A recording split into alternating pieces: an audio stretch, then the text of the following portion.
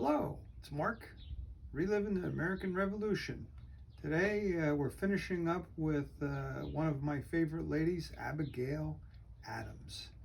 And this woman was just marvelous. I don't think she ever slept. Um, when we left, John was gone. He had been gone for a long time. We bouncing back and forth between Philadelphia and England and France and all those other places, the Netherlands. And so Abigail was left in Braintree to manage the farm, to collect rents because they had renters, and all those kinds of things. We're going to talk about those in just a little bit. I want to finish up. We had talked about her anti-slavery movement and her objections to prejudices. And so I just want to read a notable incident. And what we had talked about yesterday, I was going to try and read her letters. Um, but anyway, in 1791, they were in Philadelphia, vice president of the United States, and a young black youth came to her house, knocked on the door, and asked if she would teach him how to read and write. And she said yes, and she started to teach the young man. And one of the neighbors had objections to this and voiced those objections to Abigail. And Abigail responded in this manner, and this is a quote. A free man as much as any of the young men, and merely because of his face is black, is he to be denied instruction?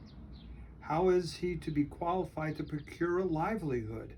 I have not thought it any disgrace to myself to take him into my parlor and teach him both to read and write. How is somebody supposed to make a living if they can't read and write? She was so spot on, it was ridiculous. And we have that problem today in the 21st century.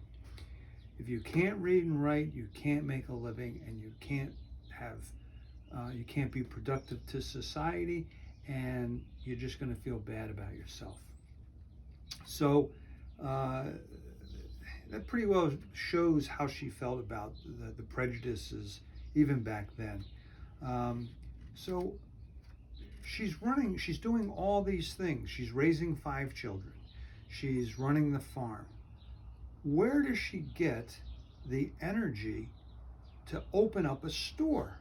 She opens up a mercantile in Braintree and runs this for 6 years. That John's gone, she runs this store, importing and exporting of goods and laces and materials and stuff. And she's very successful. She's making a ton of money.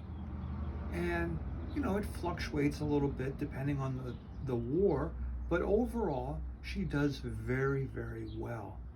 So I'm exhausted just thinking about this. 5 kids, raising a farm. Now she's got a store. And so it's getting towards its 1781, 1782. John is now in Europe, and she's got a little extra money. So what does she do? She buys 1,000 acres of land in Vermont. She goes out on her own, and she got wind of this through some friends in the Boston, Braintree area, and they asked her because they knew that she had money. She had gold coin money, not paper money, not anything else. She had gold coin money, and that's what they wanted.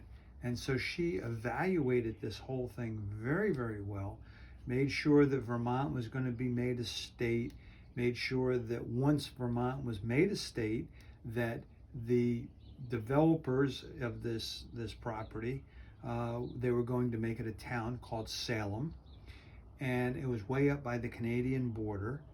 And she bought 1,000 acres. She had 45 pounds in gold coin, and she borrowed the other 10 from the guy that was selling the property. and it turned out to be another very lucrative deal.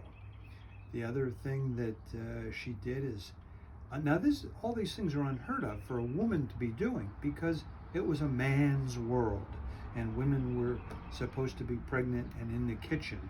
But this woman is out front making deals, just doing everything.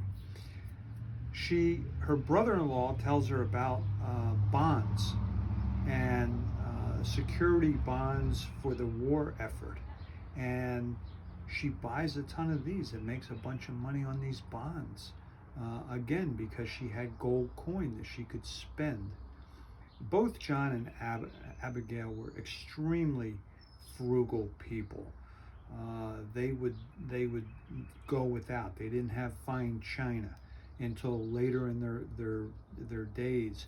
John would finally buy some and send it to Abigail while she was back, before she came to Europe.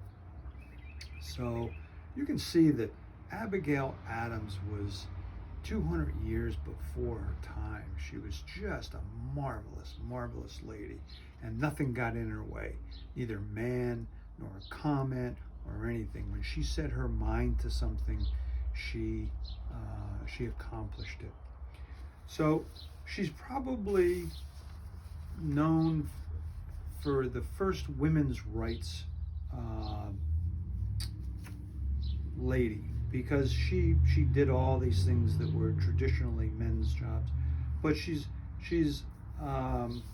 noted and known for her letter that she sent in March of 76 to John, who was in Philadelphia, and it's known as the Remember the Ladies letter. And it was a long letter, but there was a section in there that she desired John to read to the Second Continental Congress. Now, I will tell you that he did not read this letter, but the point did get across, and she harped on this for a long time. And I want to read this letter to you. I want to end the session reading this letter to you, to let you know how she was thinking in 1776. Quote, "I long to hear that you have declared an independence, and by the way, in the new code of laws, which I suppose it will be necessary for you to make, I desire you would remember the ladies and be more generous and favorable to them than your ancestors. Remember, all men would be tyrants if they could. If particular care and attention is not paid to the ladies, we are determined to foment a rebellion and will not hold ourselves bound by any laws in which we have no voice or representation." There you go. It took 150 years from that letter until the women earned the right to vote with the 19th Amendment to the Constitution of the United States. Lady had some foresight. So there's Abigail Adams. I would beg you to please read anything you can about her. She's a fascinating woman. Thanks for coming.